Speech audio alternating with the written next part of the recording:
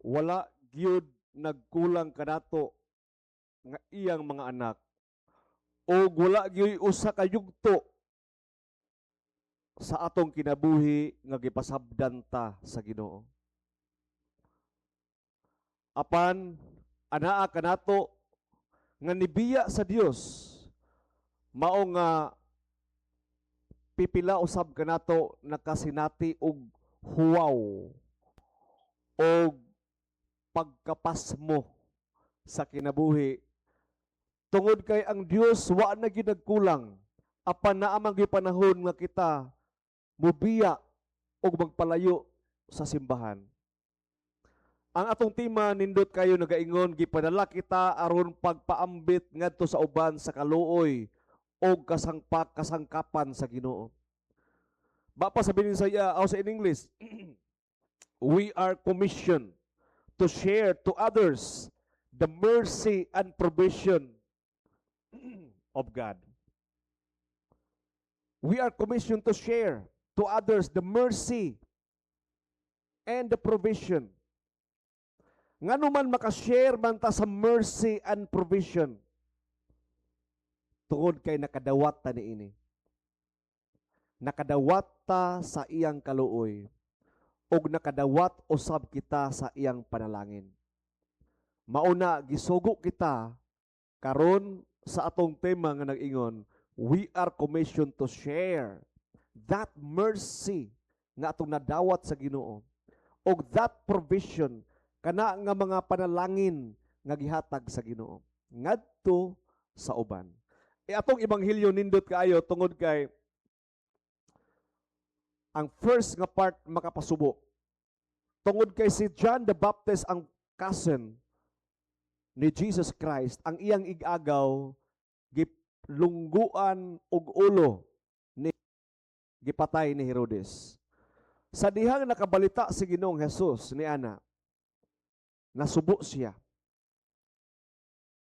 Og niadto siya sa usa ka lugar nga awaaw tungod kay gusto siya mag-spend.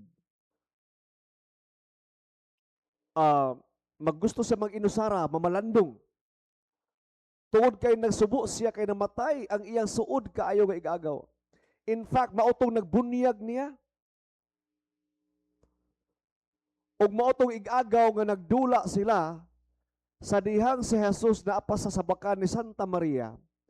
Og sa dihang si John the Baptist naapa sa tiyan ni Elizabeth. Niingon diya ang Biblia nga sabdang naghimamat silang duha ni lukso ang bata. Og nagdula silang duha samtang anaa pa sila sa tiyan sa ilang inahan. That is why we in CEC, we believe that life is sacred. Ang kinabuhi from the moment of conception, sa dihang nagmate ang seed sa lalaki o seed sa babae, that's the beginning of life. Og sa atong ibanghilyo nagpadayon sa pagsulti nga diyang sa dihang si Ginoong Hesus nakabalita nga ang iyang igagaw patay na. Niadto siya sa lugar nga awaaw. Nagsakay siya og sakayan. Ang sakayan nga iyang gisakyan baruto. Og sa dihang nanaog siya sa sakayan nakita ang mga tao og nasayod siya nga nilakaw siya. Og ang mga tao nagdasok ngadto kang Ginoong Hesus sa pagkita niya nga ang ilang magtutudlo nga si Jesus dito sa lanaw sa Galilea nagsakay og baruto. O sa diyan nakita ni Ginoong Hesus ang dako nga panon sa katawan, nalimot siya. Nga angay man din siya magsubo kay namatay lagi ang iyang iagaw. Ang iyang kasubo napulihan sa kaluoy. Og naluoy siya sa daghang mga tao nga nagsunod-sunod kaniya. In other gospel nagaingon dito that Jesus was moved to compassion because the people who followed him was like a sheep without a shepherd. Sama sila sa mga karniro nga walay magbalantay. Og ang iyang kasubo, ang iyang kamingaw ni Juan nga magbubunyag, napulihan sa dakong kaluoy.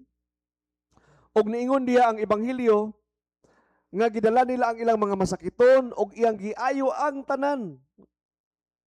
Og sa diyang hapon na, Og hapit na mugngit-ngit siguro mga bandang alas 5:30 og alas 6 sa hapon nagtabo na kana nga oras. Niingon dayon ang iyang mga tinunan, Lord, awaaw ra ba ning lugar, layo kayo ni. Unsaon man nato ni daghan ba kay mga tao? Maayo siguro Ginoo, nagsuggest sila sa Dios. Og inana ta usahay maigsoon atong batasan. Gusto na to tambagan ang Ginoo. Gusto na to nga mag-suggest ta sa Ginoo nga Lord, kini imo pamaagi murag delikado ni. Murag pirwisyo ang mga tao ug mabutang ang mga tao sa alanganin. Ay mas maayo Lord kay kami mas nasayod magid binimo. Agto na lang sila Ginoo sa mga tindahan kay para makapamalit sila sa ilang gusto samtang hayag-hayag pa. Di ba inana ta usahay mga igsoon?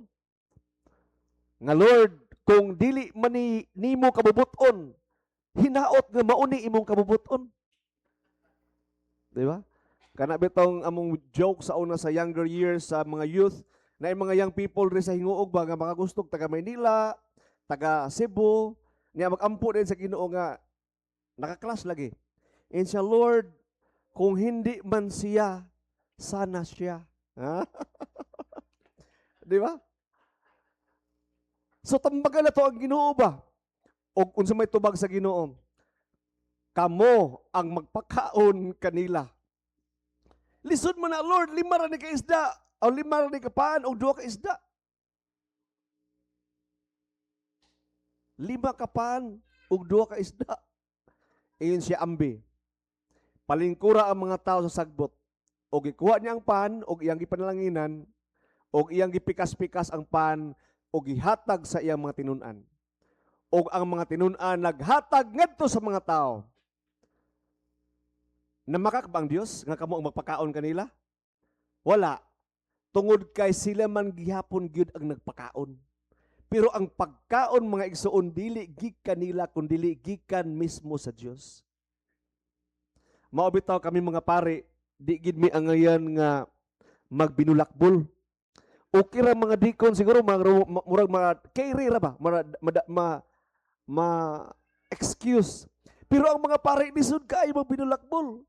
Kay ang mga pare man God, they are the one who administer the sacrifice. Sila ang maghimo sa ordinaryong pan ngadto sa lawas ug dugo ni Kristo. Og sila mao ang magpakaon mo bitaw nga kung naa ang mga pare diri, sila gyud ang magtunol sa inyong baba. Ang obispo mag-distribute sa mga pare. Og sila gid mismo ang magtunol sa inyong baba sa iyang lawas ug dugo. Kay trabaho na mo na mga pare gyud nga magpakaon sa katawhan sa Dios. Og sa dihang nakakaon silang tanan, nakahipo sila kuno og 12 ka bukag. Og ang bukag sa Israel kaniadtong maigsoon kanang bukag nga pas-anon sa likod. Bakat sa ato. 12 ni anak ka bukag ang napuno. Asa man to gikan nga 5 ra man to ka pan og 2 ka isda kuno napuno man ang 12 ka bukag. Og ang gipakaon matod sa ebanghelyo 5,000. Way labot ang mga bata og ang mga babayi. So kung imong sumahon katong mga bana didto, kuyog-kuyog ang ilang mga asawa, tag isa-isa ilang asawa, 10,000 na. Unya kung tag 3 ka bata or tag 2 minimum og 2. So pila na? 10,000 plus 10,000 kung tag 2 ka bata, 20,000. Sus kadaghan kayo. What a miracle. And think of this, maigsoon kung ikaw imong dalhon imong kaugalingon mabalik ni adto nga senaryo. Ug ikaw usa ni adto sa 20,000 nga gipakaon. Di ba? O giingon diha nga walay bisan usa nga napingis. Busog kuno ang tanan.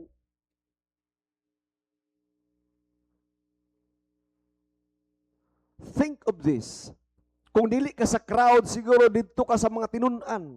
Kung ikaw clergy ka, you think nga you are part of the one who distributed those bread to the people. unsa ka no ang senaryo ba? Kamulo silo nagkaon ang mga tao no unsa to kalami nga paan nga gikan sa Ginoo, siya mismo ang naghimo.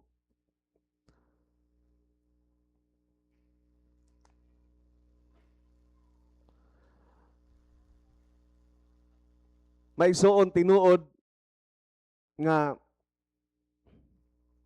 ang atong obispo mao ang magbalantay nga gisalig sa Ginoo kita, gisalig kaniya nga atong magbalantay. Apan tinuod usab may suon nga ang pagka-shepherd o pagkamagbalantay ni Ginoong Hesus wala gyud na ni kunhod o wala gayud nawala. Siya gihapon ang atong chief shepherd. Siya gihapon ang atong tinuod nga magbalantay. Og maigsoon, bisan tuod nga gipakamatyan nata sa Dios. Tungod kay naluoy siya nato, hangtod karon nawala ba ang iyang kaluoy o naluoy gyapon siya? Naluoy gyapon ang Ginoo kanato tungod kay nakita ang Ginoo sa imong pagpaningkamot, nakita ang Ginoo sa imong pangimbisog ni ini kinabuhi, ug nakita ang Ginoo sa atong kahuyangon. Mauna nga naluoy gihapon ang Ginoo kanato. Ang problema lang kay kita man gud ang nagpalayo sa Ginoo.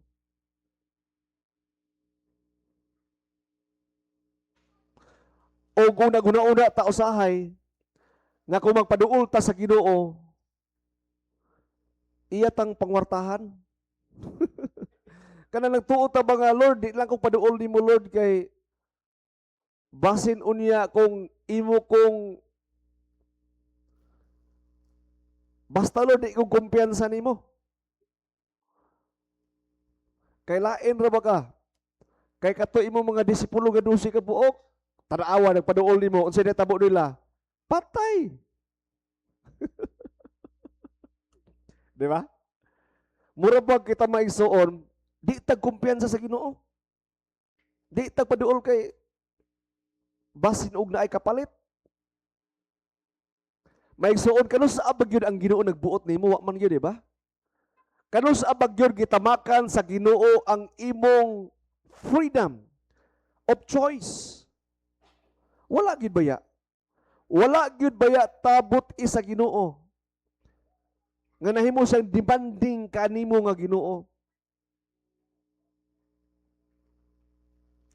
Apan ang gusto lang sa Ginoo maigsuon, ngano iya tang giimbitar kada adlaw?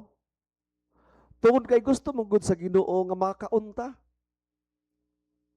Sa pan mismo nga iyang gibuhat. Gusto sa Ginoo nga molingkod ka. Di ba sa iyang gibuhat sa iyang mga tinun-an? Iyang gipalingkod sa sagbot. Sa dihang ang Ginoo dito sa upper room, nag-andam silang lamisa. Nag-andam silang panihapon. Munang gusto sa Ginoo maigsuon, ngano kita giimbitar sa Ginoo matag adlaw, kay gusto sa Ginoo ang inyong friendship. Gusto sa Ginoo ang inyong panaghigalaay. Inay mong abay, ihigala ka sa Dios. Maigsuon mo nang delikado if we die out from God's friendship. Kanang dili ta amigo ba nga murag na kailara. Ang gusto sa Ginoo sa ato maigsuon, dili lang amigo barkada pa yun. Di ba? Gusto sa Ginoo nga maglingkod ta, mangaon ta, mag-istorya ta. Mo na iyang gibuhat sa mga tinun-an. Di kay kaon lakaw dayon sibat dayon dili. Muna atong buhaton niya ha community meal insakto kay ni atong kuan. Tema karon. Kay naghisgot sa kaon unya ato nang i-illustrate unya.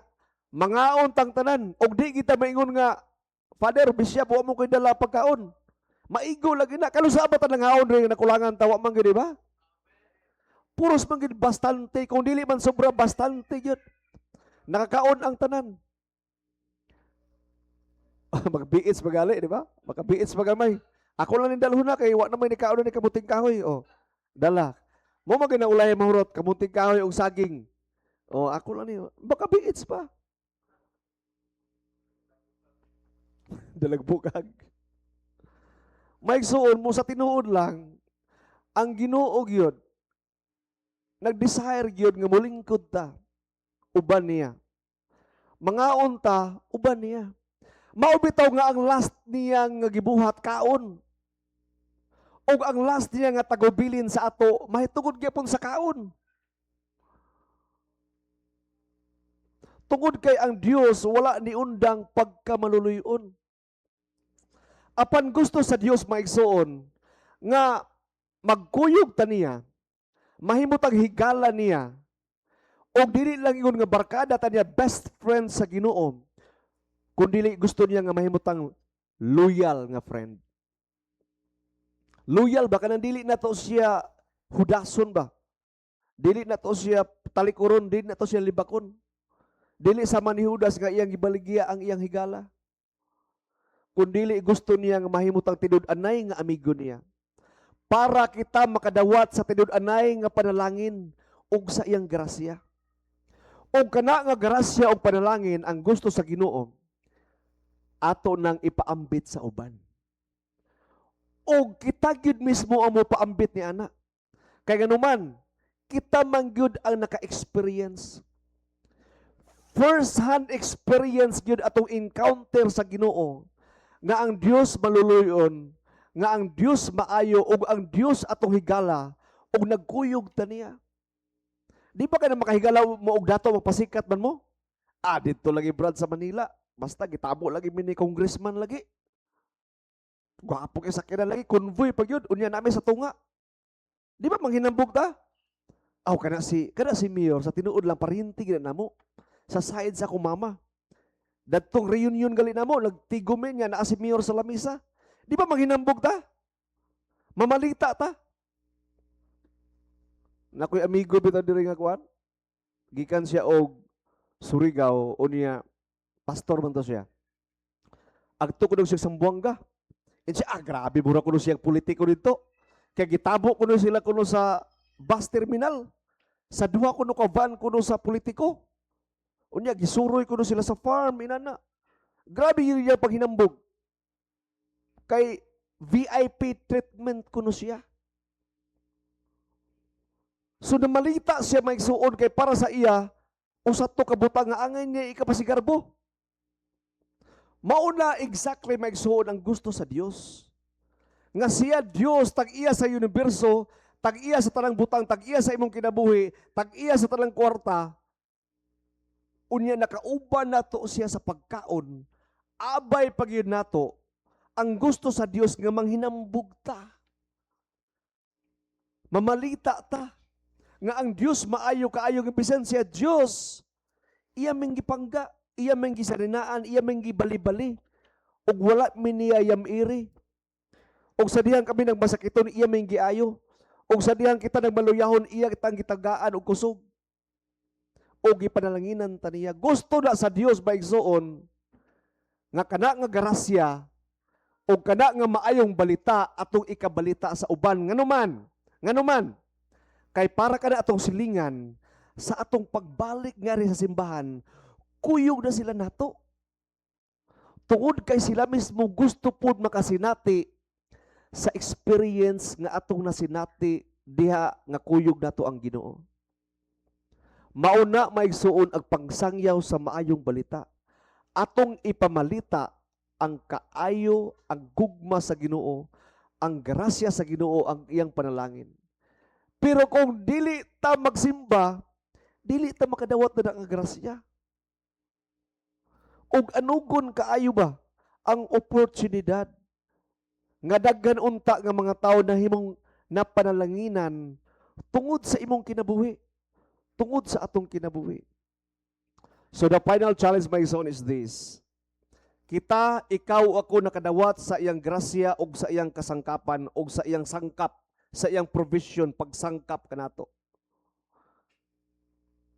Ang atong assignment, human karon simba, atong balitaan ang atong mga silingan nga ang Dios nangimbitar pud nila ug gusto sa Dios nga sila pud sama nimo, sama nato makaon sa pagkaon nga giandam sa Dios kanato. Amen ba? Palihog manindog.